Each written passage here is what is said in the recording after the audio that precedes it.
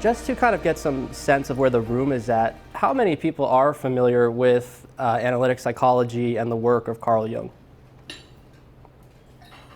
Great, very cool. One of the things that Carl Jung is really known for in some sort is his ability to incorporate myth, his ability to incorporate story. So one of the things that will go on as I talk, I'll share some poetry, I'm going to share some stories and some myths to kind of tie in the talk in so many ways. So before I get started, I just do want to extend a thank you to Rockland Recovery and Serenity, Kate Perfetti and her team for helping us set up this event. So a round of applause for them. So there is a story about a small town in Thailand that this happened maybe in the 1950s or so, and the story gets taken out of context and has evolved over time as stories do. It is the story of a 24-foot golden Buddha. And in the town, there was a 24-foot golden Buddha, and it was a staple for that town, that community, that culture. Over time, the story goes that a Burmese army was actually coming to take over the town. And the people wanted to protect the Buddha so much because it was so important to them. It had such symbolic value to them that what they did was they covered it with clay, because they figured if they could cover this with clay and this army came, at least if they destroyed our entire town and ran us out of town, one day this golden Buddha would still be here. So they go ahead and they cover the entire golden Buddha, and just as you would expect, the entire army comes and takes over the town. And the army actually rules that town for the next, let's just call it 20 years. In that 20 years, nobody ever looks at the statue of the Buddha because it is covered in clay. In time, the people of the town eventually get the town back. And there is the story of a young child who is sitting at the foot of the Buddha statue meditating. And as he gets up from his meditation, what actually happens is a piece of the hand falls off. And he looks at that and he goes, oh, that's really interesting. I wonder what that color is. And then he goes and he touches it and he realizes that it's actually quite hard. And as he looks at this little slice of a finger now that is gold, he starts to peel away at a few more pieces. And you can kind of catch the drift of the story, which is eventually he goes back to the other members of his town and says, I think there's something really interesting about this statue that we thought was clay. And they go back and they tear it all down and they realize, oh my God, this is a golden Buddha. I use that story a lot in the sense of metaphor, and it is a metaphor for life. It is a metaphor for the personal journey of individuation, something that Carl Jung is kind of famous for terming.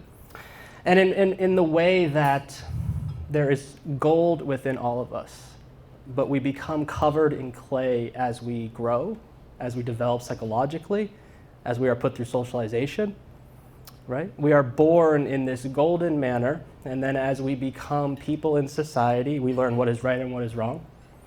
We forego our passions, right? We find ourselves giving things up in order to fit in. And slowly but surely we become covered in clay. And maybe some of you have actually experienced this, I have in my personal life, is you forget who you are. And I think that that's a really relatable story for people that suffer addiction. So it's something that I like to talk about and kind of segue into what I'm going to talk about for the next little while. I will talk a lot about Carl Jung and who he was as a person, how he developed his psychology a little bit, his relationship with Sigmund Freud, which is what most people are familiar with, his famous split with Sigmund Freud, and a few of the main theories that he works with in relation to recovery. I will also talk about Jung's hand in the formation of AA and why he matters in the world of addiction and the 12 steps. I'll run you guys through the way that we are working with the 12-step modality at Rockland Recovery Treatment Centers. It is the main kind of modality of our treatment, which is really interesting because as I've worked in treatment for years, most of the time AA is considered to be an aftercare plan. You cover 30 days of treatment. We suggest that you go 90 and 90, do some AA meetings, and work the steps with a sponsor. And our program is really grounded in immersing people in the 12-step process as they go through treatment. So it is something that, along with bringing Jungian psychology and analytic thought into our program, is something that does make Rockland unique in that sense.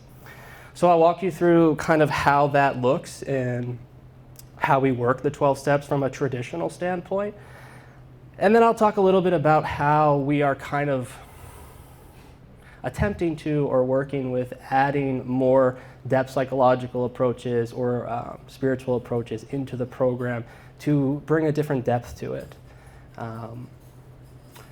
So I'm going to talk about a lot of stuff. Hang with me. I'm very introverted, so if no one is smiling or shaking their head, I'm going to be really nervous. So, who is Carl Jung, right? He is born in Switzerland, 1875. He is born into a very interesting family. His mother is somebody who probably, if we're living in the time today, would have been diagnosed with something like schizophrenia. His father was a preacher who, from a young, realized at a very early age, had a very big crisis of faith. And he thought his dad was too academic when it came to ideas of faith or religion, so he couldn't relate to him. But his mother was very troubled. And throughout his adolescence, so something that's really interesting that really becomes profound in Jung's psychology is that he would say that in the day his mother would be one way, and at night his mother would be the other way. There's a lot of stuff that comes out in some of his writing, whether it be his autobiography or whether it be lectures that he talks about or letters that he's written, where he discusses how at night, even at times, and you have to think of where we were in the world at that moment, 1870, 1880, spiritualism was really alive and well. People believed in things like seances, spirits, ghosts, right? These things had a lot more levity and weight to them than they tend to do now. And he would say that he would see things, objects moving in his mother's bedroom at night. He would see, spirits come to his mother. And he started to correlate this, right? He started to say, I have two personalities. I have personality number one, and I have personality number two, right? My mom is personality number one during the day, but when it becomes nighttime, it's personality number two. My father is personality number one during the day, and when he needs to go up and give a lecture, he turns into personality number two, right? So he starts this idea, which becomes pretty prevalent throughout his psychology, which is holding the tension of the opposites that we all embody, right? Now, what's really interesting about that in the sense of drug addiction and alcoholism is that in so many ways, if you think about it, we are looking for a constant, right? As a heroin addict myself, what is the problem is that I don't like the way that I feel, so heroin makes me feel one way, and I want to feel that way all the time. There is a real big struggle for me to hold the tension of wanting to feel that way, but not being able to feel that way. Does that make sense? Right? So we are living in a contradiction. We are living in the opposites, right? So as Jung grows, he really starts to embody this idea in the sense that when he goes to school and he's awake, he's alive and kind of socializing with people, he's personality number one. And then when he goes in and plays or has fantasies or dives into his imagination, this is Jung's personality number two, right?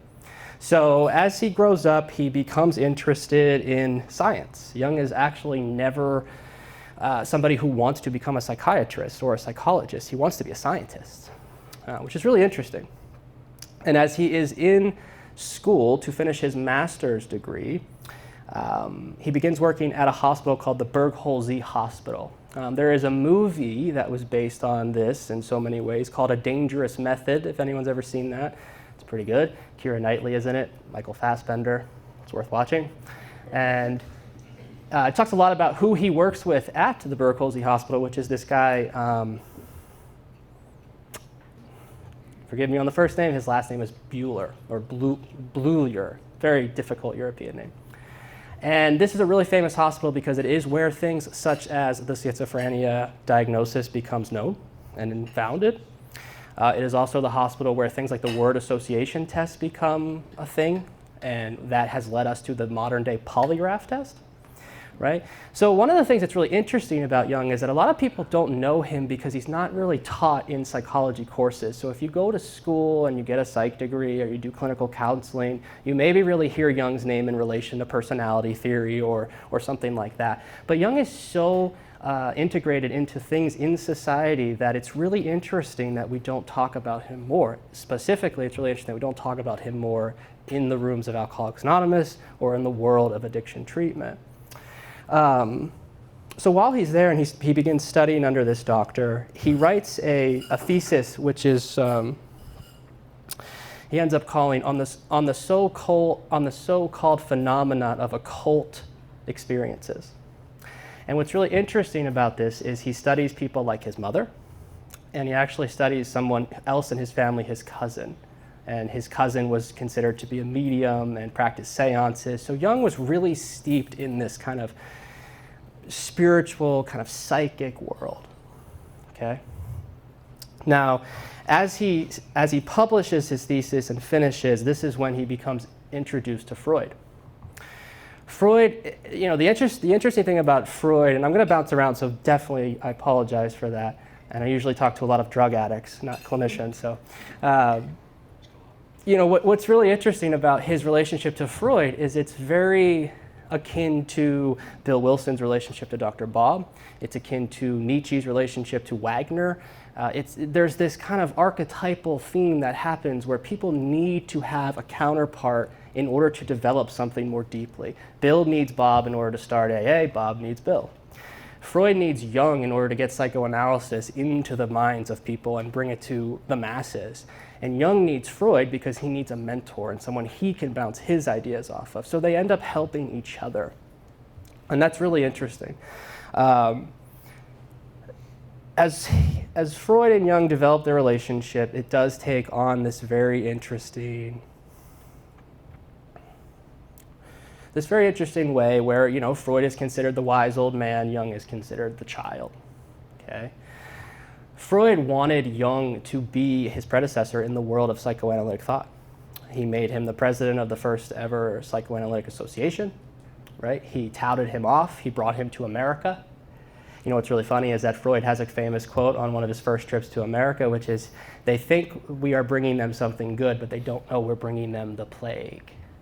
Which is really interesting to think about, because at the time we weren't really aware of psychoanalysis in America, and we weren't really aware of the reality of the unconscious or the subconscious mind, okay?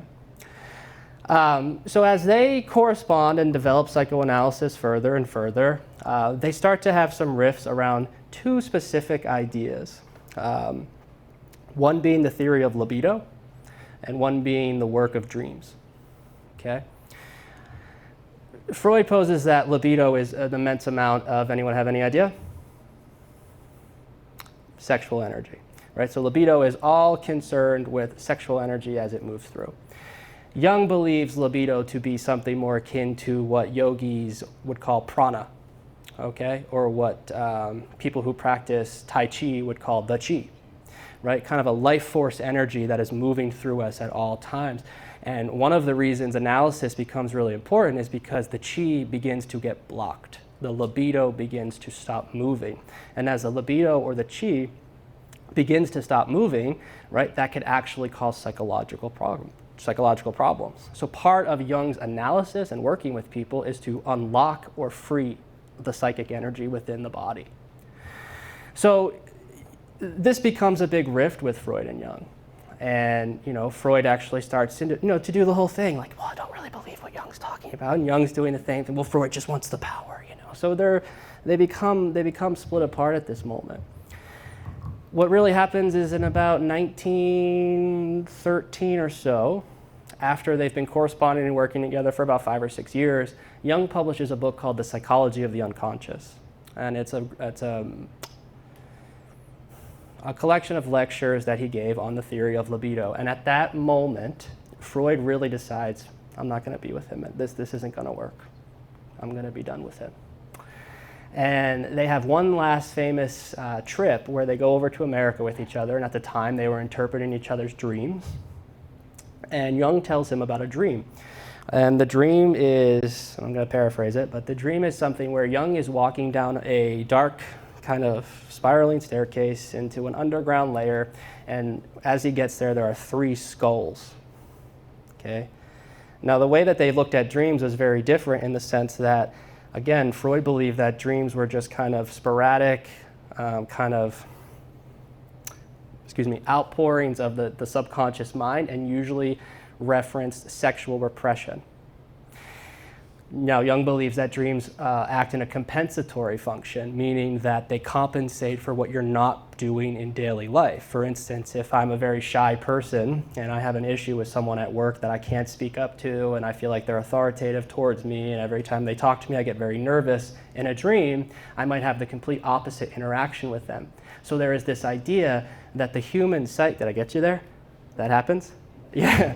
So what happens is, right, so there is this idea that the human psyche, right, is looking for a homeostasis. It's looking to make itself whole. It's looking to make itself complete. And that was Jung's theory about dreams, is that the dream is looking to tell you something that you need to integrate into your conscious life. It's not pointless. It's not meaningless, right? There is actually an immense amount of power in dreams. But when you hear about it, the first thing is, well, it's just dreams. They don't mean anything, right? So this is one of the big things where they split. Now, Freud interprets the dream such as this, right? He gets so in his head because he realizes, well, I think one of those skulls is mine. I think this dream might actually mean that Jung's going to overtake me. So he hits him with something like this. Well, that must mean that you want to kill your wife, your mother-in-law, and your daughter. The 3 females in your life, because they cause problems. And Jung has enough respect for Freud that he doesn't just go, yeah, that makes no sense. I don't really agree with that. He goes, okay, interesting. But if you read some of Jung's biographies and autobiographies, he will say at that moment he knew he would never work with Freud again. So they go through a split, and actually what happens is around this time in 1912, as I said, Freud was the powerhouse. So, when Freud starts to tell, well, I'm not working with him anymore, Jung becomes the outcast, right? He becomes shunned from the world, and he kind of really falls into, we can call it an immense amount of things. We can call it a psychosocial crisis, a psychospiritual crisis, an identity crisis. Some people really think he had psychosis and went insane. But what he termed it was he fell into a confrontation with his unconscious. And out of this experience, if anyone is familiar with anything about Jung, this might be the one thing that you are familiar with, is he writes a very, very large book called The Red Book. Anyone ever hear of that? Show of hands? All right. Yeah. So he writes The Red Book and titles it in Latin, actually, Liber Novus, which is the new book. And what's really interesting is that out of this experience, out of this confrontation with the unconscious, through the experiences that he has, through practices that I'll kind of talk about as the day goes on, he develops his entire analytical psychology. So the entire body of work that we know him for actually comes out of that experience. So there's something to really be said about that, right? Is, confronting yourself on a very deep level and working in the unconscious, accepting dreams, giving heed to imagination, taking fantasies real, right? Really working in this way can actually produce something that was unable to come into consciousness before. Now, Jung comes out of that after some time, and he puts it in a bank vault, and no one ever sees it until 2009. Right? So he puts it in a bank vault, he draws pictures, he colors, it's full of really spectacular writing, but he puts it in a bank vault and he never wants anyone to see it. And we don't become aware of the Red Book until 2009, which is really interesting. So Jung becomes Jung at that moment, and he becomes somebody in Switzerland who now people start to read a little bit more about. He comes out of that experience, and he, is running his own analytical psychology club, which is different from psychoanalysis, and he's trying to really separate himself. What's really interesting to me, frankly, is that at one point in time, he was going to term his psychology the psychology of midlife. And he was going to say that it's really only for people who are around a midlife age going through some sort of crisis that he related back to his experience in 1912. And over time, that's obviously gone away. But what's interesting about that is that, midlife crises in our day to day don't really seem to take till you're 40, right? And we probably have all worked with enough clients and people who are suffering through addiction, alcoholism, who it actually does already seem like they're having a midlife crisis, right? So his psychology really fits pretty perfect, right? Now his whole psychology is based on this, right? Making the unconscious contents of ourselves conscious in order to become whole and in order to become who we were meant to be. Because if you think back to the metaphor, right? We are born golden, and as we are in society and as we learn right from wrong and as we socialize, we take on constructs of other people, right? We put clay around ourselves and then we lose ourself. We lose our sense of identity, okay?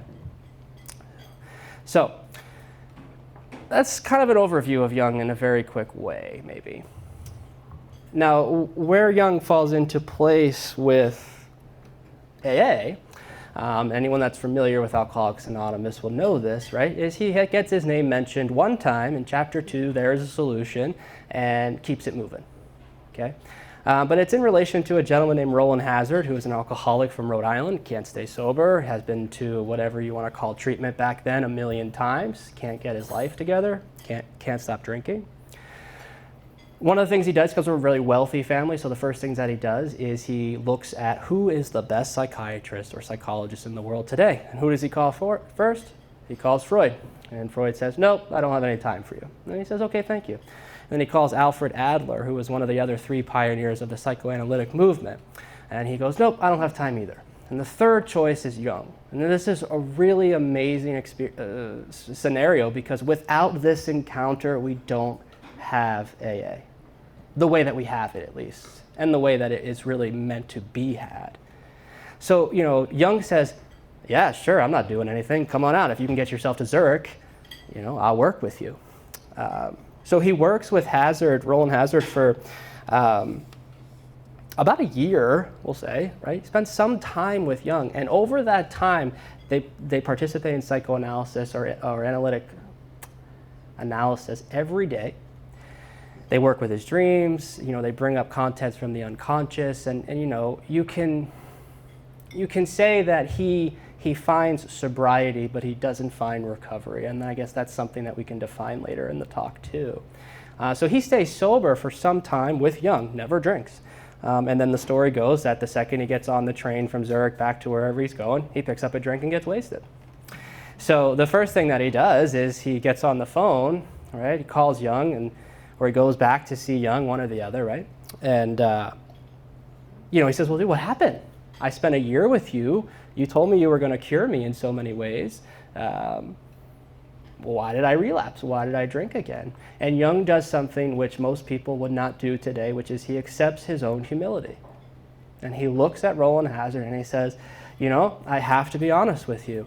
I've never worked with an alcoholic of your type. And I don't think that I can help you. I've actually misdiagnosed you. I thought you were a hard drinker, as the big book would say, but you seem to be the real alcoholic, and the only thing that will help you is if you can procure some sort of spiritual experience in your life. So go back home to America and find out a way to do that. And Roland went, well, okay. Comes back to America and he does just that, right? And for you guys who are familiar with AA, he finds the Oxford group. He goes to the Oxford group, which is really the precursor to the Alcoholics Anonymous movement. And as a result, he practices at the time maybe what were 6 steps, which really look like, similar to the 12 steps at the moment. And he has this profound spiritual experience. And this is the way that I've come to look at spiritual experiences. And I think this is really interesting, but I had to write it down because I wouldn't have remembered it. But if we are to call something a spiritual experience, it must mean, if it's to mean anything, it must refer not to an experience of something, okay, but to an event that transforms how we experience everything. So if you think about it, I'll say it again, right? So if the term spiritual experience is to mean anything, it must refer not to an experience of something, okay, but to an event that transforms the way I see everything. Now, when we work with people and take them through the process of the 12 steps, that idea will really speak to them a little bit more, because if you guys are familiar with this process, one of the first things that a lot of people will say is, well, I don't believe in God, so I'm not going to do that, right? It's the first thing that they say. They put up a wall. They become very guarded. And in reality, what we're not really asking them to believe in God, are we, right? We're asking them to be willing to do some things and then to have the event be so powerful that you can't deny something happened, right? And that's really what that definition of spiritual experience says. An event that transforms the way I see the world. An event that transforms the way I see everything. Now, the big book later on at the end of the doctor's opinion chapter, excuse me, will say something like this. Unless the alcoholic can experience an entire psychic change, there is very little hope of his recovery. Now, what's really interesting about that in relation to Jung is this, right? The word psychic or psyche meant soul. So when we do a psychoeducational group, right, I'm going to break that word down. Here's what it means. We are drawing out from the soul. To educate in Latin meant to draw out. So you gave enough teaching and information that you would awaken something in that person to then draw out and embody. It wasn't to put information into that person. See, that's very different than the way that we approach education today. Okay? So a psychoeducational group is to almost interact with the soul in a way that we're bringing the soul out of someone by introducing them to different ideas, different theories, different practices that might not be the norm, right? So he says, unless these people can experience an entire psychic change, there's very little hope of his recovery. So unless these people can experience their soul, okay, and change on a level of depth, there is very little hope for their recovery. And that's really interesting. And this is how Jung becomes a member of AA in so many ways, if not the founder of AA, because AA becomes totally surrounded by doing this process in order to have a spiritual experience. So we don't know that that's what you need unless Jung tells Roland Hazard that that's what he needs. And it's really interesting that you can look back at the correspondence between Bill Wilson and Carl Jung that happens in January of 1961. And what's really interesting about this is, I'm kind of this weird, aspiring Jungian person, so I read a lot of stuff, and I've looked at a lot of letters and correspondence of Jung's, and he never responds to people in a timely fashion. Like, you would write him a letter in January, and he'd reply in March. So, he had he didn't really care to do that, But what's so interesting is that Bill Wilson writes him a letter on January 23rd, and he replies on January 30th.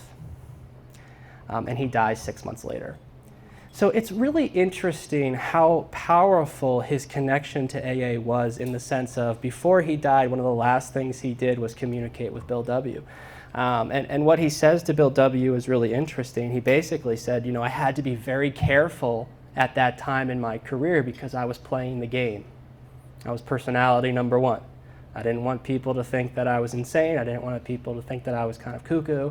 So when I told Roland Hazard that, in so many words, you're in the grip of the devil, I didn't really want people to know I said that. So he comes out and he explains that in so many ways to Bill, and it's just a really interesting correspondence. And what he writes is that alcoholics' thirst for alcohol is relatable to their thirst for wholeness or an experience of something transcendent. Right? So alcoholics and drug addicts are always looking for a transcending experience, right? To change our reality, to change our state of consciousness, because we don't like what we're doing, we don't like how we feel, we don't like where we are, we don't like what's going on, so it's this constant chase. Now, what's really interesting is, if you think about this in the context of Buddhism, which is really becoming prevalent in the world of addiction, you have things like refuge recovery, you have a lot of things like the 12 steps in Buddhism. If you think about it, one of the Buddhist teachings is that things are impermanent, right? So nothing lasts forever. Now, if you think about that in relation to addiction, one of the things that we could say is that drug addicts and alcoholics are really not accepting of that idea. And the goal is to consistently make the feeling of being high or being drunk permanent, the relief of that permanent, and that's the chase. So I'm in this cycle of suffering because I'm trying to make an impermanent effect be permanent, and it never is. And that's what causes the suffering in a Buddhist perspective, right? So now I'm going to talk about myself. So, and this will be a lot more easier, so I'll lighten up a little bit. So, I'm somebody, I've been sober since July of 2010, so I'll be coming up close to 11 years next month. And throughout my recovery, I got sober. I've been in a million treatment centers. I've been in therapy since I was probably 14 years old. And when I got sober, going through the big book of Alcoholics Anonymous, someone, and experiencing the transformation of the 12 steps.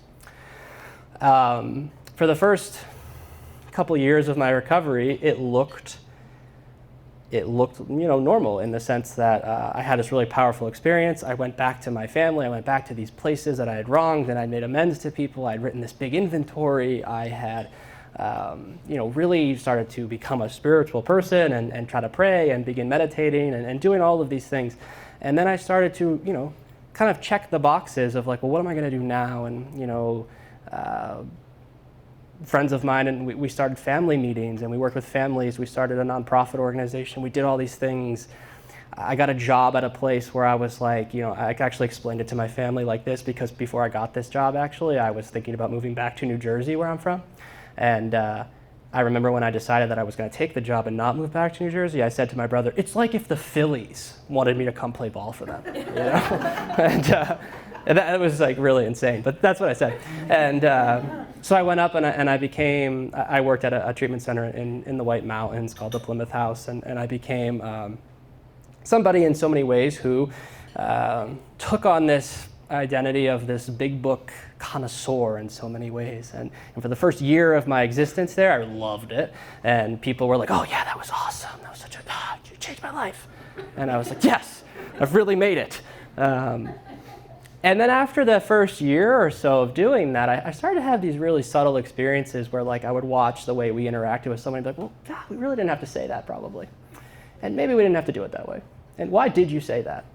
And why is that such a big deal? Like, why are we putting so much emphasis on this?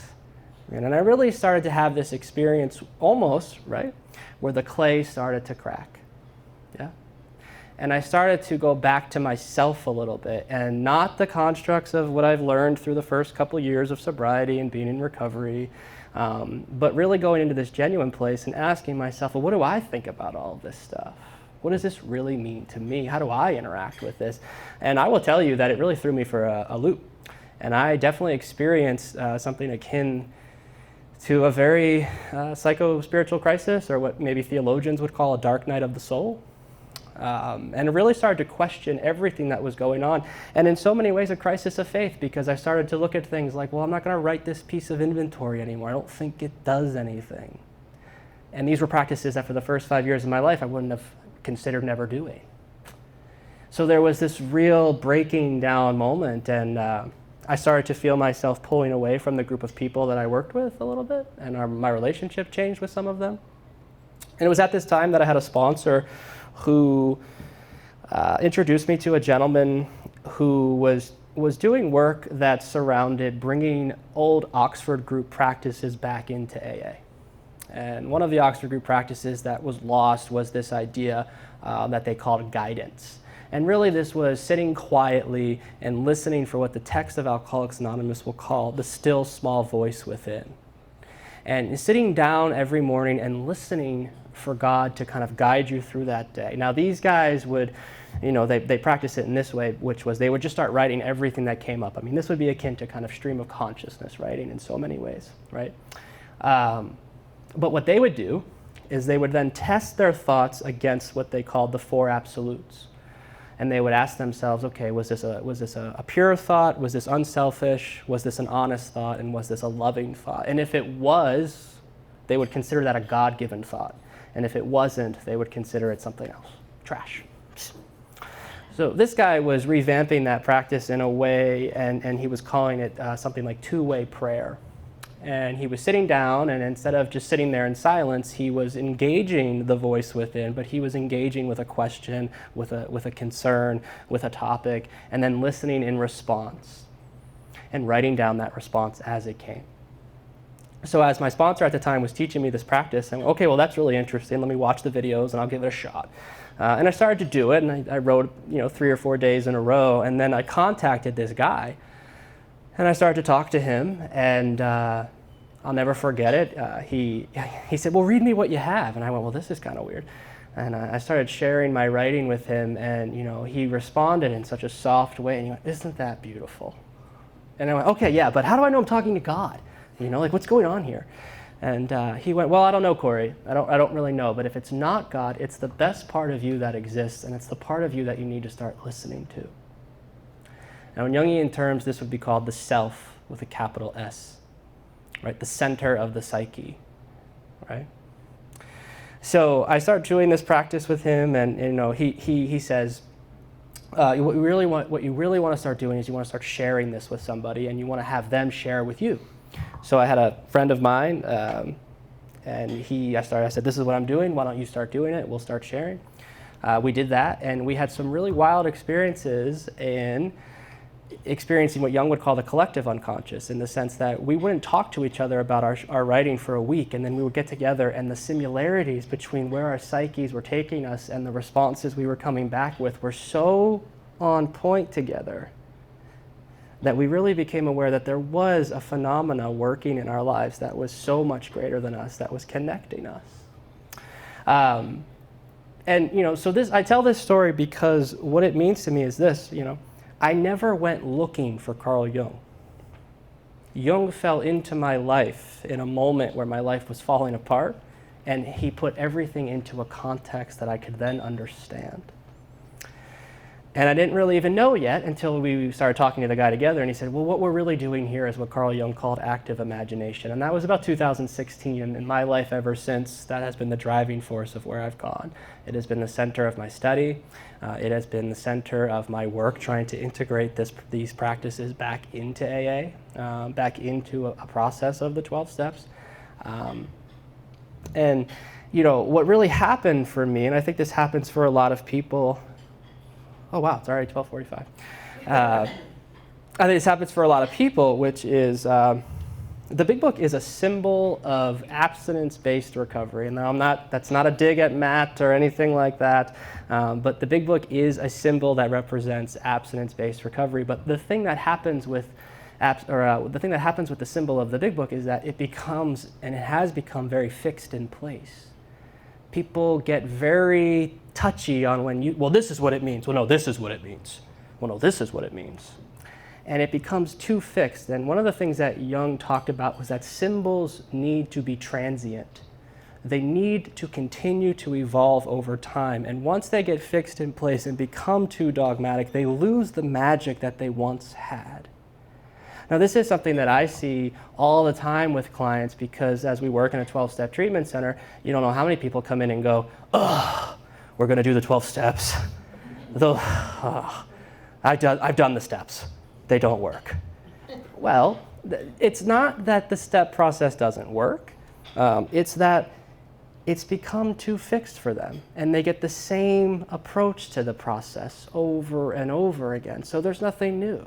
There's nothing fresh. There's no new practice. There's no new interpretation of this page or this word. It's the same stuff that they've been hearing over and over, right? So one of the goals of my work personally has been to change that and to carry the symbol of the Big Book forward, bringing different practices, integrating Jungian psychology or different depth psychologies into that practice, so that now they come into group and we might pick up and read the chapter We Agnostics, and it's a way they've never heard We Agnostics. We might talk about writing a 4th step, and we might do different practices that don't even look like the 4th step, right? But that all pull out the same information, that all have the same experience, that produce the psychic change or the soul experience. Okay, so is everyone with me? Introverted, right? Yeah? Okay. So, I'll go through in a brief way the way that we kind of approach addiction. Some people in the room will be familiar with this, some people will not, but we really talk about it the way that the big book breaks it down at Rockland, and that's going to be in 3 areas, right? So we talk about the body, we talk about the emotion, and we talk about the mind of the alcoholic, okay? So the big book poses that we suffer from an allergy to alcohol, right? And one of the things that we talk about at Rockland is that we don't really call it an allergy, but we use the term compulsion. And we use the term compulsion, and my definition of that is really this, which is it's an insatiable desire. So it is something that I want that I can never actually attain, and I just continue to chase and continue to chase. So this is almost the regenerative aspect of alcoholism, right? When I first get high personally, I smoke pot or something, maybe I was 12 or 13 years old. My experience to that to this day is very real. I could feel like chains that have been wrapped around my body kind of just dropping off. And for the first time, I felt okay. I was present, and I was involved in the conversation. I didn't care what my friends thought. I wasn't worried about what my mom said when she dropped me off. I was this is awesome. And if I can figure out how to stay like this all the time, that's what I want to do. So that's the regenerative aspect of I'm just trying to recreate that initial feeling. But the issue is that I progress, the drugs need to get stronger, I need to use more drugs, the consequences get stronger, right? But I find myself always trying to recreate that initial sense of relief. Now, when somebody hits a rock bottom, right, which is kind of an odd term, in my interpretation of that, it really looks like this. The moment that you realize that what you're doing, the substance that you're using, is no longer giving you relief, but you can't stop doing it. And now you're stuck. And that's really a bottom, right? It's not losing a job or getting kicked out of your house or being on the street. A bottom is when I shoot heroin and 15 minutes later I feel nothing and I'm back to the one way I don't want to be. And then I have to go do heroin again. And guess what? In 15 minutes later, I still go back to that normal feeling.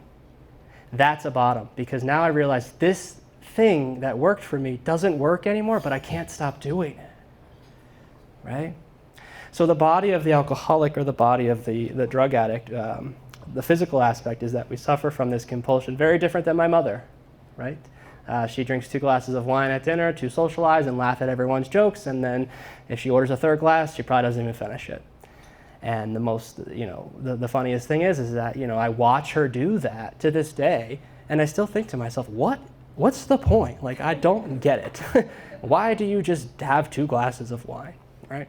But her body reacts totally different than mine, right? So this is the progressive aspect of the problem as the big book sees it, as the text of AA sees it, right? That this problem gets worse, never better, right? So if that were the case, the solution to my problem, right? If my problem is that every time I do heroin, I can't stop doing heroin, then the solution to my problem is to do what? Not do heroin, right? But the issue is that the second that I stop doing heroin, right? And I'm thrown back after I've completed 30 days in your treatment center and you've given me a pin that says #1 because I did the first step, and you throw me back out onto the street, right? All I think about is doing heroin. And that's really problematic because now I'm in a very paradoxical existence where I don't want to do this. I realize if I do it, it's going to be really bad, but it's the only thing I can think about doing. So it breaks it down in this way. There's this really brilliant paragraph in the doctor's opinion that reads something like this. Men and women drink essentially because they like the effects produced by alcohol. Okay. To them, their alcoholic life seems the only normal one. Okay. And that kind of describes this idea of the mind and this aspect that we term obsession. Okay? So I suffer from this obsession as soon as I get sober, which are these reoccurring thoughts that don't respond to reason in so many ways. Right? I'm 14 years old, my grandfather gets diagnosed with prostate cancer, has a surgery, right? I'm home from school, I'm already taking pills out of my parents' cabinet, doing Percocets, and I hear my father go, all right, well, I'll see you tomorrow. And I go, hey, you going to see Pop-Pop tomorrow? I really want to see him. I got it. He just had cancer.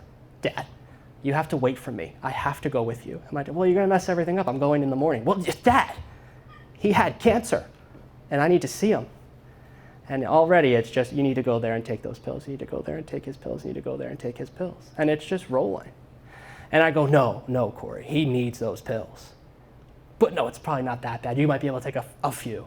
So I begged my father to wait, right? And he goes, well, I don't know, I'll see. And then, I go to school the next day, and it's this experience where I'm physically in school, but I'm mentally elsewhere, right? You guys all know what I'm talking about. And my only thought is, I wonder if my dad went yet. I wonder if he went yet. I wonder how many pills there are. I wonder what bathroom they're in. I wonder what milligram they're in. I wonder if my dad went yet. And I'm just going through those motions all day. And as the school bus turned the corner, I'll never forget, it was like Christmas morning when I saw my dad's car in the driveway. And I walked out, and he said, all right, you ready? I said, yeah. And we show up to my grandfather's house, and here's how it works. He comes out with a catheter and an IV. I mean, this guy was in legit pain.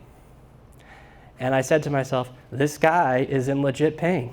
You can't take his Percocets. And then I said, I have to use the bathroom. But I'm going to use the bathroom upstairs because I don't want to ruin this bathroom. I had sloppy joes. And I go upstairs, and I open the medicine cabinet, and I run the sink, and I shimmy 5 or 6 of these things out. I put them in my pocket. I look at myself in the mirror, and I go, oh, yeah, good job. And I go back downstairs. I sit with my grandmother. We talk for 5 minutes. And then this happens, which is, you think he's going to take those other 22? He definitely doesn't need 22 Percocets. Those things are really strong. You could probably go up and take another 3 or 4. And then there's this part of me that battles with it that goes, no, you can't do that because he's in real pain, right? And this other part goes, no, you can go. And as I fight and I sit there and I clench my fist, right, all of a sudden, without even realizing it, where do I find myself again? In the bathroom. Flushing the toilet, shimmying 5 or 6 more out, putting them in my pocket. And as my dad came to leave that day, I said, you know what, wait one more second. I just really am sick. And I stole the entire bottle. Now, there's one really good reason why I shouldn't have done that. I said it a couple times. Why was it? Because he really needed them. But I have this inability to respond to those thoughts logically or with reason, right? Now, I do I run the family meeting for the Rockland recovery, and I've been doing family meetings probably since 2011. One of the things that's really interesting is families can really wrap their head around the compulsion. They struggle to wrap their head around the obsession. They don't believe that that actually happens, They're like, well, why wouldn't you just decide not to do it? And I literally cannot. So when the first step reads something like, we are powerless over alcohol, that's it, right? The body and the mind. I am powerless over controlling those two aspects, right? As the paragraph finishes in the big book, he says, these people are restless, irritable, and discontent until they can again get a sense of ease and comfort which comes at once by taking a few drinks which they see others take with impunity. As they succumb to the desire again, as so many do, they pass through the well-known stages of a spree, emerging ever remorseful with a firm resolution not to drink again. Basically saying this, as soon as you take drugs and alcohol away from me, I exist in a state of restlessness, irritability, and discontentness, right? If I go to dinner with my mother and I'm trying not to use drugs, it's horrendous. If she wants an appetizer, I want to punch her. And I say that in the nicest way. Right? If she wants to get an extra drink, I say, we need to speed it up. Like, we got to get out of here. I have nothing to say. I'm really happy to see you. We got to go. I can't be here. If I go to that dinner and I've sniffed a Percocet, let's get 3 appetizers. Get some more drinks. Let's have a gay old time. This is wonderful. Let's get dessert. It's totally different. You take this thing away from me, and my life becomes immensely more difficult. Now, this is kind of contradictory because we are saying this, right? In that mindset, we are saying that the drugs are not my problem. They are the solution to my problem.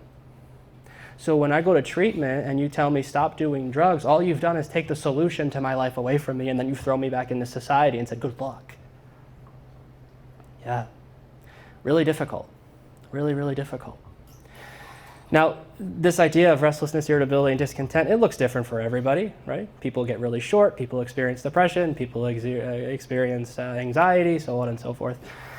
It looks different for everybody, but one of the things that's really interesting is that if we go into those problems, instead of try to medicate those problems, right? If we use the symptom as a vehicle versus something that we need to take away, right?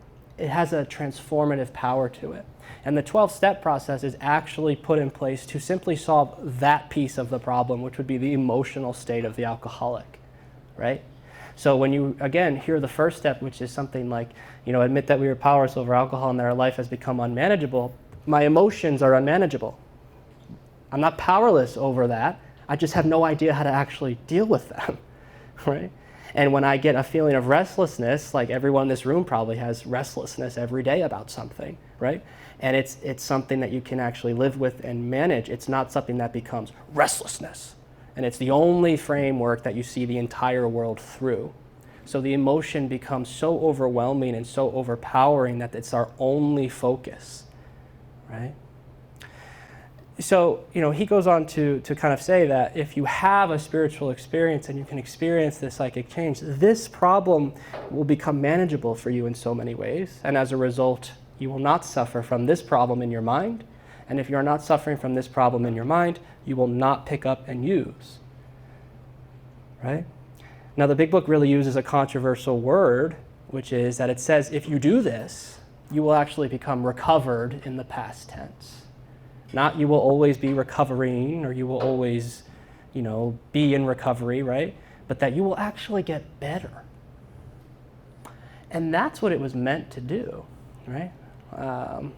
I'm definitely going to steal this from Joe, who's sitting over here, but I didn't know this. But, if you look at the first 100 people that the book talks about and you go on to the websites online, you can find the list of who those people were.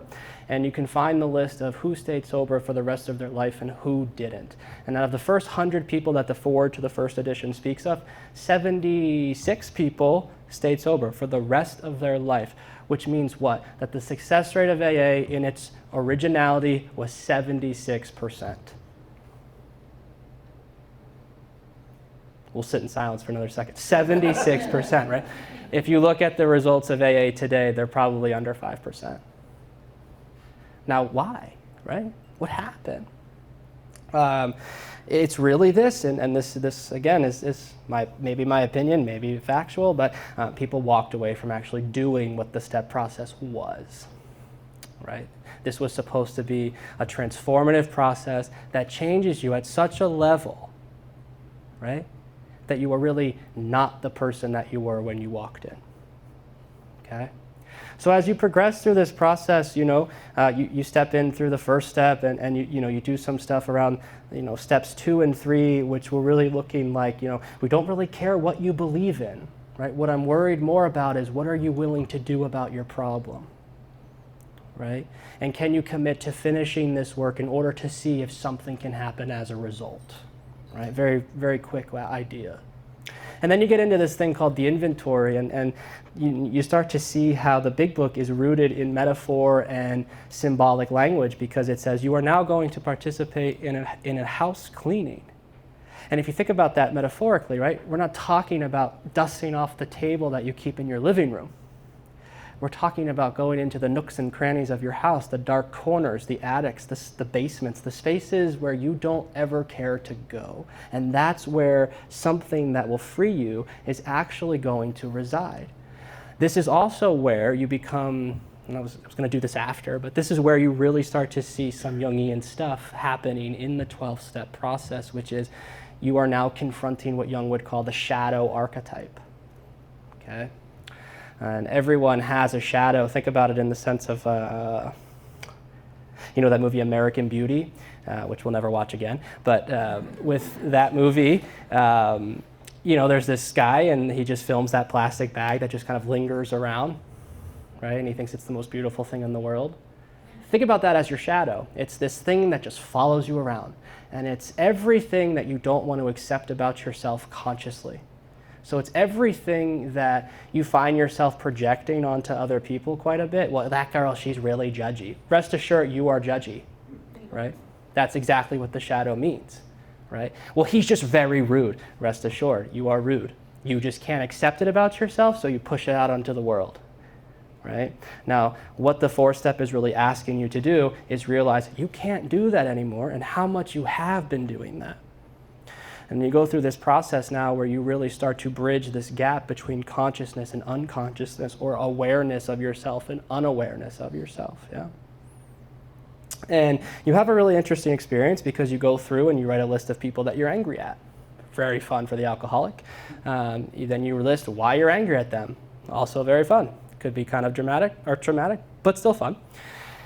Then you go through a process of asking yourself, well, what areas of my life affected, or what were affected because of this, okay? And then you get to this really interesting moment where, the book says something like this: as in war, the victor only seems to win. This is really interesting, right? Because even when you win in war, you lose, right? So even though I can point the finger at all of you for all the things you've done to me and how you've affected me and this and that, what now I really have to do is do this. And I have to turn that finger back around. And it does so by asking myself 4 questions, right? For people who aren't familiar, it is something like this, where have I been selfish in relation to this resentment? How have I been dishonest? How have I been self-seeking? And what was my fear? And what you can imagine, right, is if you can, you're doing this for each resentment. So if you have 20 resentments for one person, you're writing 80 questions for that person. So this is an immense writing assignment that can be and becomes a very cathartic experience. It's very releasing, but it's also very difficult because you are going into this part of yourself that you've pushed down and suppressed for years and years and years. Now, in Jung's terms, what you are doing is you are actually holding the tension of the opposites. Your persona, which is who you think you are, and the shadow, which is who you really are. Now, the issue is who can withstand that tension long enough to finish the assignment. Now, anyone in this room who's written one can understand how difficult that is, right? Because it's one of the most painful things that I've had to do is really accept, oh man, my mom really isn't that bad of a person. Or wow, like that guy really wasn't that big of an a-hole, he was actually a pretty good guy. I was just crappy towards him, right? So accepting that over and over and over again and integrating the darkness of my personality and of my psyche and holding the tension there is kind of where the experience happens through that. And then you go through, after you finish resentments, and you work on something related to fear, and you work on something related to sexual conduct, and then in our approach to the step process, you really kind of do steps 5, 6, and 7 at one whack, which is this: you sit down and you read this. It's really akin to some sort of confession experience where you share all of this stuff to another human being for the first time.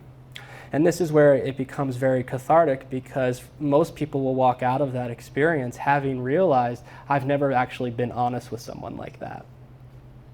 Right? Or they will walk out of that experience and realize, I've never allowed myself to be that vulnerable.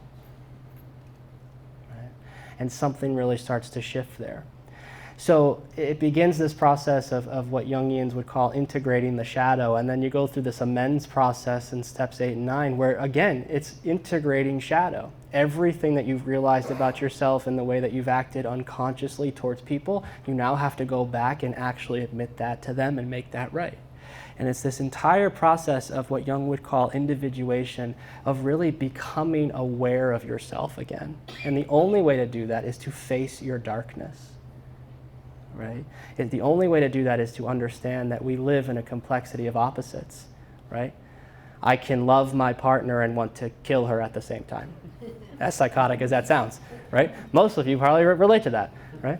But that is who we are. That is the human existence. And our attempt to get away from those contradictions actually makes them worse. And that's really what psychoanalysis was trying to bring to light, right? Is that you are a ball of complexity and opposites, and you need to learn how to accept that about yourself instead of trying to run from that. Now, it's really interesting is that as people progress in the step process, they really do. What really starts to happen in so many ways is that you look at these people who have helped you and you hold them up to a pedestal, right? You put them on this level and you say, well, I need to do what that guy says, what that person says, what that sober house says, what this place tells me. And if I don't do it that way, I believe I will relapse because that's what they say. Now, what this does is it turns recovery into something that becomes very literal for people. And literalism and this chase for perfection actually causes more people to struggle mentally, right? Hegel, one of the philosophers of probably, the 18th century, said something like this: insanity is a necessary stage of the soul. Literalism causes insanity. Right? Because what can't you really ever live up to? Being perfect. So there's this real shift in the way that we're approaching recovery, and the idea of this is not moving towards a dichotomy of perfection, but more so a dichotomy of wholeness, right? Becoming more accepting of my psyche and the powers and the personalities and the complexities and the opposites that exist within me, not trying to become one-sided, right? Because as we become too one-sided, the shadow aspects of my psyche actually grow stronger. So everything that I repress down actually starts to gain power again. And then as it has this opportunity, it will arise and take over. Then I'll find myself doing something and right after going, I never thought I would do something like that ever. I never thought I would say something like that. I'm really sorry, right? So this idea that, recovery is about this chase to be perfect, right, is something that we're really trying to kind of deconstruct as we bring people into the 12 steps. So, okay, so one of the things that Jung becomes so enamored with late in his career is the process of alchemy. Now, the process of alchemy is kind of a precursor to chemistry in the Middle Ages, and alchemists were known for trying to turn base metals into gold. Okay? So, if you look at this, what Jung did was he looked at this symbolically and he said, okay, well, this is the same process that you go through psychologically, right? You break down and you transform and you become kind of in line with what he called the self, and you experience that individuation journey. And that really happens in this way of, our treatment center in so many ways, I like to consider, is the alchemical vessel. There is a container that is built in our treatment center. It is a place where you can come and in the stages of individuation, the first stage is to feel contained and to feel nurtured, right? It's almost akin to kind of being in the womb and growing up again, right? So you come into our treatment center, and if you think about it, again, symbolically, try to use your imagination here, which is, we put you in a vessel, right? We put you over the heat, we light the flame, we turn it up, and we start to melt your old personality away. So the person that you actually are as a result of your addiction, which is the persona of the addict or alcoholic, actually goes away and melts down, right? Again, think about this symbolically, okay? So what happens in this process is to break one's personality down like that in relation to the first step is actually to bring one's existence into its most pure, because it's only from that point that one can actually transform and change, right? Einstein said something like, you can't solve you can't solve a problem with the same consciousness that created the problem, right? And that's kind of akin to that, which is we can't get better at the same state of ego consciousness that we are in when we come into treatment. There has to be a melting away of something. Now, what's really interesting, if you think about the first step in the eyes of a depth approach to recovery, is that in so many ways the drug addict or the alcoholic becomes overly identified with the persona of the addict or alcoholic, right? There is a quote by Soren Kierkegaard, a philosopher, where he says something like, the most common form of despair is not being who you truly are. So most people's despair is rooted in this idea that there's a part of them that understands maybe what they're doing isn't really what they're called to do, but they found themselves in that position in life. Right? They've kind of lost their self-identity. He actually says this: any other thing that happens like that, a breaking of an arm, the ending of a relationship, anything like that, everyone knows. But this will go very quiet and unheard, and only the person who is suffering it will be aware that they're suffering it. Right? So we become addicted to the addict or alcoholic persona. Now, persona is something that everybody needs, right? Everyone wore one today. You came in and you weren't yourself. You were Monica, the clinician, right? You weren't Monica, the mom. You were Monica, the clinician, right? I'm not Corey, the father up here, right? I'm Corey, the counselor, right? So personas are not bad, right? Everyone needs them. But the issue is that when the ego can no longer differentiate from the persona and drop that at the door to be who they need to be, right, in that moment, that it becomes very difficult to live. And here's what this looks like in addiction, right? As a drug addict, I become very enamored with the life of addiction. I know what my identity is in relation to the people I get high with, right? I know how to commune with those people. I know what Corey the drug addict likes to eat. I know how Corey the drug addict likes to talk. I know what he likes to wear. I know what music he listens to. Here's what I don't know, right? If you take that identity away from me, I don't know who I am. I'm actually very lost and confused. So I hold on to that identity as best that I can. This is why you will hear people say things like this. I really do want to stop doing drugs, but I can't get out of the life, because it actually gives them something like meaning, a sense of belonging and a sense of identity. But what's interesting is that that gets progressively worse over time, right? So as a young kid who starts using drugs, I can be Corey the guy who smokes weed, and then I can be Corey the athlete, and I can be Corey the son. And then as my drug use progresses, here's what I can't do, right? I can't be Corey the son anymore, because I'm still Corey the drug addict. I can't detach. So the persona and the identity actually gets stronger and stronger, to the point where I'm Corey the drug addict in every single thing that I do. My parents will say things like this: I don't even know who you are anymore. Because they don't, right? Because the persona of me as a drug addict has become that powerful. So if you think about the first step in light of this depth approach to recovery, that's something that I'm powerless over just as much as the substance, is the power of the persona, right?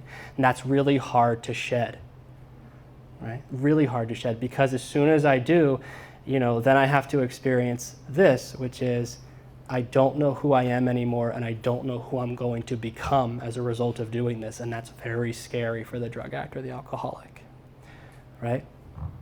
So what's really interesting about if you approach this from psychoanalysis or an analytical standpoint versus a traditional therapeutic approach, there's no agenda in helping those people in analysis. It's a confrontation with your unconscious. There's no goal at the end of that, right? Most drug addicts and alcoholics, if you ask them, will experience therapy negatively, which is really interesting, right? Because they will always feel like the other person is kind of out to tell them what's wrong with them, and not really listen to them, but to tell them what they need to do in order to fix that problem. Analysis is going to be more of a conversation where you can allow the other party, the drug addict, to really just unpack and unload what's happening and do nothing about it per se. Really just allow that person to bring it out, and they feel heard for the first time. This is really interesting, that the people that we've referred to seek Jungian analysis after treatment, my own experience with Jungian analysis is that it's very different than experiencing therapy. I never felt like I was being kind of told what to do, but that for the first time I was being listened to. And as I shed the persona and someone's listening to me talk about how lost I am, and they're not telling me, well, maybe you should go to the gym and get into a community and join a club, and they're actually allowing me to talk about how lost I feel, right? You know what starts to happen is the answer to my problem actually starts to arise from within myself.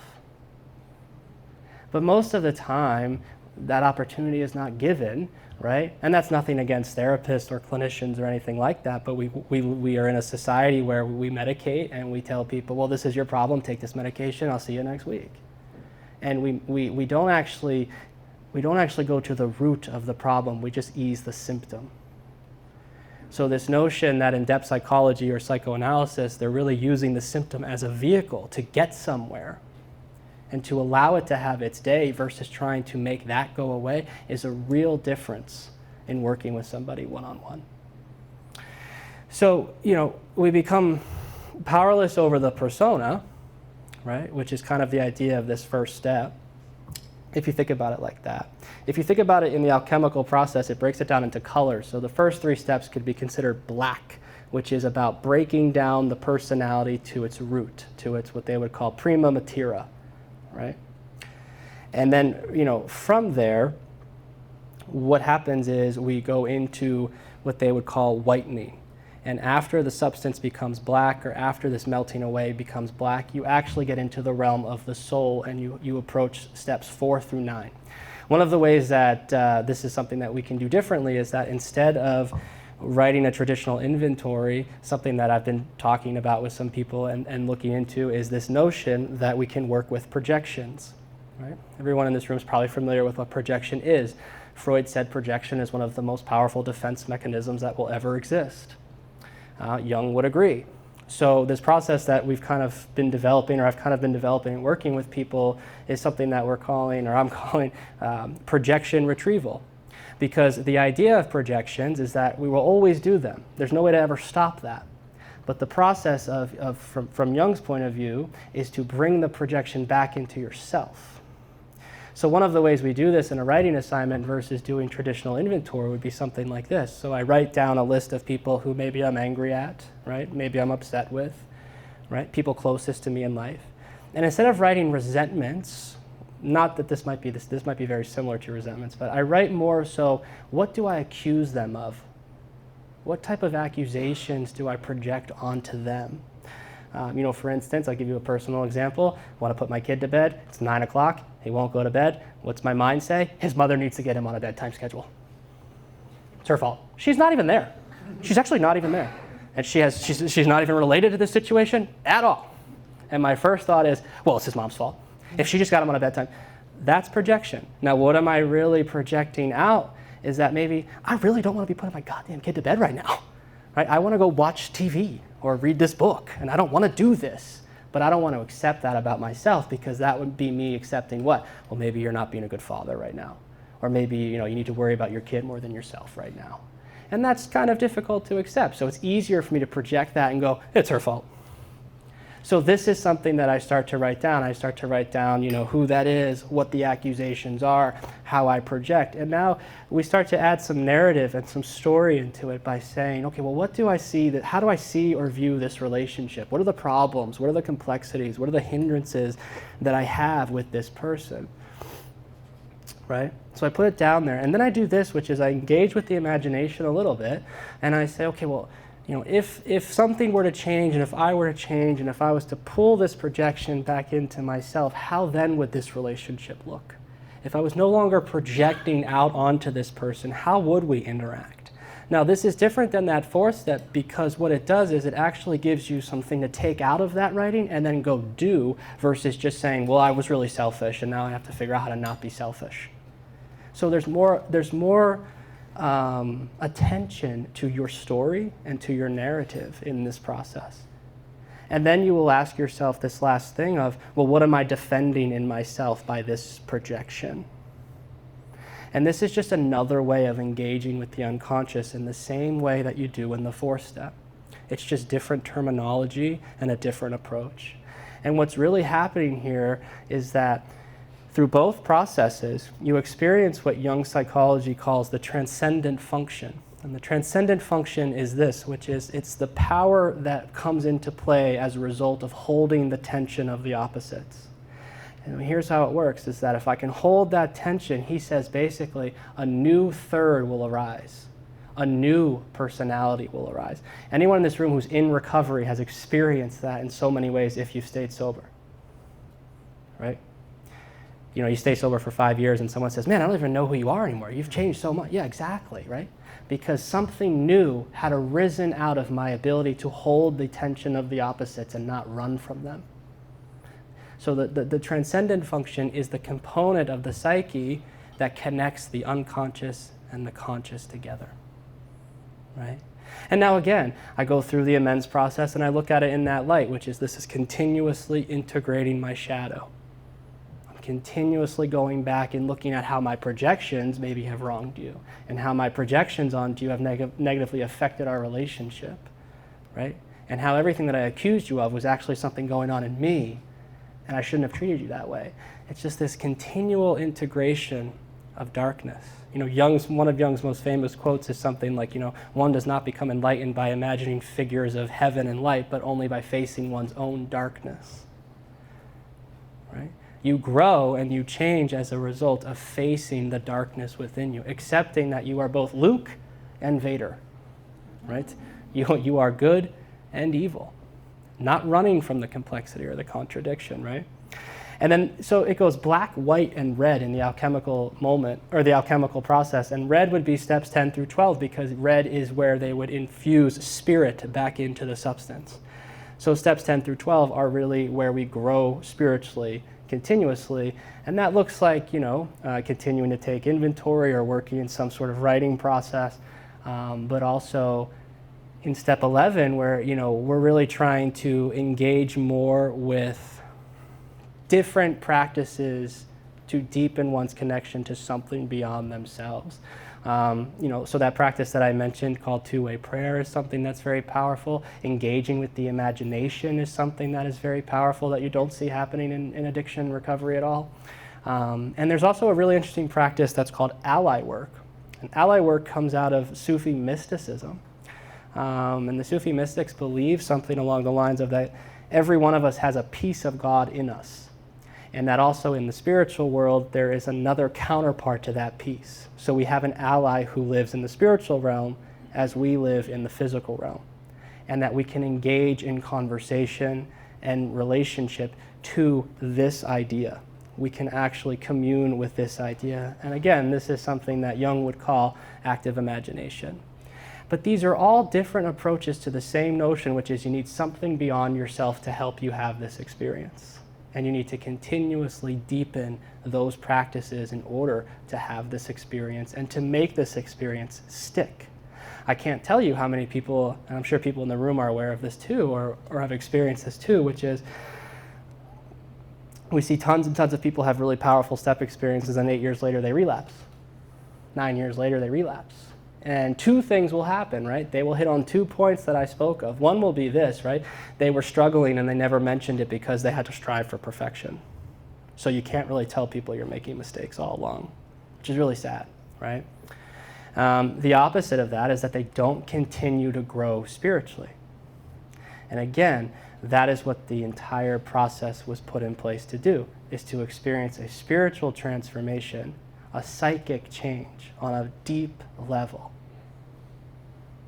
So it's really interesting to think about some of those things. Okay, you guys have been really good sports. I got 5 minutes left. One of the things that I think that is really important as we move forward in trying to bring different approaches to the 12 steps, change the symbol of the big book, bring Jungian psychology to a different crowd, because it does carry a very elitist feel.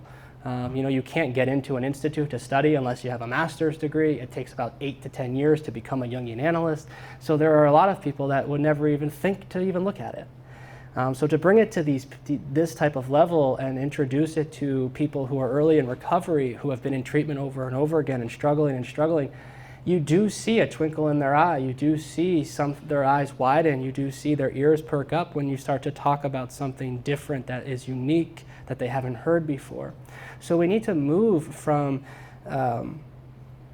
traditional addiction counseling into more of soul counseling, right? We need to engage more with this idea of confrontation of the unconscious, letting it come out instead of trying to solve the problems before someone can even say what the problem is. We have to allow our patients, our clients, people suffering to tell their story, not to think we know it already. Right? And I think that that's one of the things that drug addicts really dislike about treatment, is that they feel boxed in. Well, you're a heroin addict. Well, that means you need gabapentin, Seroquel, and Prozac. Well, that's not true. But that's just what everyone gets. But that's not true. I don't need that, right? We're boxed in. We don't really get the opportunity to tell our story. We don't get the opportunity to really allow this deeper part of ourselves to speak. I think when we work with people, one of the ways that as clinicians, or one of the ways as a clinician myself that I try to do this is, I try to enter into what would be called a state of reverie, which is kind of not a very conscious state, but not also a very unconscious state. It's kind of like this liminal experience of just kind of almost like a dream state, where I'm not really responding to what you're saying. I'm allowing what you're saying to actually penetrate and resonate in me before I respond. So I'm not getting hooked on that first thing that you said about your parents. I'm letting all of that come, and then I'm responding out of a deeper sense of self. When I sit down and I work with the people on my caseload, they always say, what are we going to talk about? I say, I have no idea. Let's just see what comes out. Because that is really giving the self in the psyche the time of day to talk, this part of ourselves that, we don't pay attention to, this part of ourselves that really experiences the pain, really knows us on a deeper level. We're giving that part of ourselves an experience to come out and to say what it needs to. So entering into a state of reverie and kind of allowing the process to unfold however it's going to unfold, instead of trying to control how the process unfolds, I think is moving towards a more soulful therapeutic approach to working with addiction and alcoholism. There's a poem, and I'll read this and then we'll wrap it up, because this poem really speaks to my work, and it really does speak to something that I try to impress upon the people that I work with. It's a poem by William Stafford. It's called "The Way That It Is." He writes, "There is a thread that you follow. It goes among things that change, but it doesn't change. People wonder about what you are pursuing.